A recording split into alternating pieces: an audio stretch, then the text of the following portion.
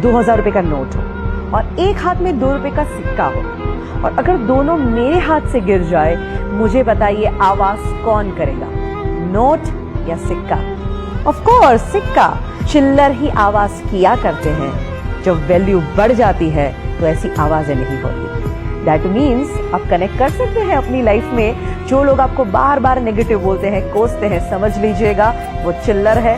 तुम्हें अपना वैल्यू बढ़ाना है। क्रिकेट का खेल चल रहा हो, प्लेयर्स खेल रहे हैं और ऑडियंस चीयर अप कर रही है, चिल्ला रही है, शायद कई बार ताने भी मारती है, सुनाती भी है, आवाज तो करती ही रहती है। कोई भी खेल में आवाज कौन करता है? प्लेयर्स आवाज करते हैं कि ऑडियंस आवाज करती है?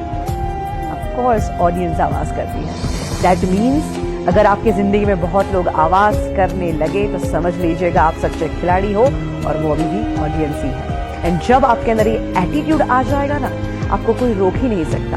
तो आज मैं आपको यही कहना चाहती हूँ कि दिल की आवाज जरूर सुनो, एंड ऑफ कोर्स एक एटीट्यूड अपनाओ जिसे हम कहते हैं नेवर गिव अप। जिंदगी में हार मानो ही नहीं। कितने सारे लोग हैं जिन्होंने इस एटीट्यूड को अपनाया और अपनी लाइफ को चेंज कर दिया। सबसे बड़ा एग्जाम्पल है अब्राहम लिंकन। दोस्तों, उनकी जिंदगी से इतना इंस्पिरेशन मिलता है कि जो बंदा गरीबी में जन्म लेता है, इतनी तकलीफें भुगतता है, इतनी हद तक वो डिप्रेशन में चले गए थे कि कुछ समय तो उनके जीवन का ऐसा बीता कि अगर कहीं चाकू छुरियां हैं तो वो वहां से चले जाते थे, क्योंकि उनको ये डर था कि कभी मैं वो चाकू उठा के अपने आप को मार न दूं। इस टाइप के डिप्रेशन में चले गए। उसके बाद बिजनेस में फेलियर के बाद जब वो पॉलिटिक्स में आए, वहां पे भी क्या हुआ? Continuously failures.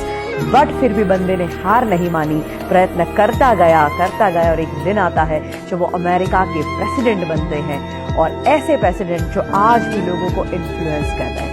He was the most influencing president ever in USA. He never give up. तो आप क्यों गिव अप करते हैं? हमारे ex president doctor APJ Abdul Kalam, उनकी जिंदगी में से भी बहुत कुछ सीखने जैसी बातें हैं। वो पायलट बनना चाहते थे और वो इंटरव्यू देने के लिए गए थे, और जब रिजल्ट आता है 9 लोग थे, 8 लोग सिलेक्ट हो जाते हैं और वो अकेले बंदे थे जो रिजेक्ट हो जाते हैं। इतना दुख होता है और उदास होकर वो एक कोने में चले जाते हैं और बैठे हैं, और वहीं से एक इंसान गुजरते हैं और वो उनको चेहरे से ही देख के कहते हैं कि बेटा तू क्यों इतना उदास है? तो कहते हैं कि मैं क्या करूं, आज मेरा इंटरव्यू था, 8 लोग सिलेक्ट हो गए और मैं अकेला रिजेक्ट हो गया। इससे बुरी बात क्या हो सकती है?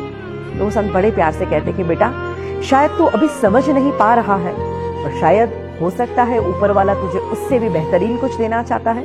You never give up. ये सलाह उनके मन में बैठ गई और उन्होंने सोचा कि मुझे हार नहीं मानी। उन्हें प्रयत्न करना शुरू कर दिया, और बाकी जो हुआ वो तो इतिहास आप जानते ही हैं। बड़ी घटना घटी जब उन्होंने as a president supersonic plane में ट्रैवल किया, और जब वो लैंड करते हैं वहां पे ढेर सारे पायलट थे जो उनको सैल्यूट कर रहे थे, उनको सलामी दे रहे थे, उनके पद को जो रिस्पेक्ट देते हैं। और सारे पायलट जब उनको सैल्यूट करते हैं तब उन्हें याद आता है कि अगर उस दिन मैं पायलट बन गया होता तो शायद आज का दिन मुझे नहीं मिलता।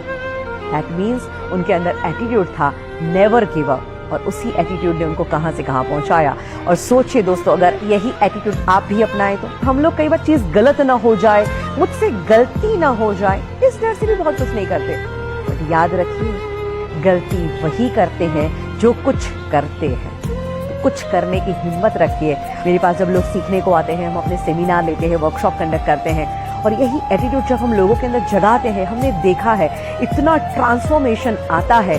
जिंदगी के वो माइनस फेज में चल रहे थे, और जब वो एटीट्यूड जिंदा हो जाता है और आज वो टॉप के शिखरों पे बैठे हुए हैं। Today is hard, tomorrow can be worst, but never give up, because the day after tomorrow will be the sunshine.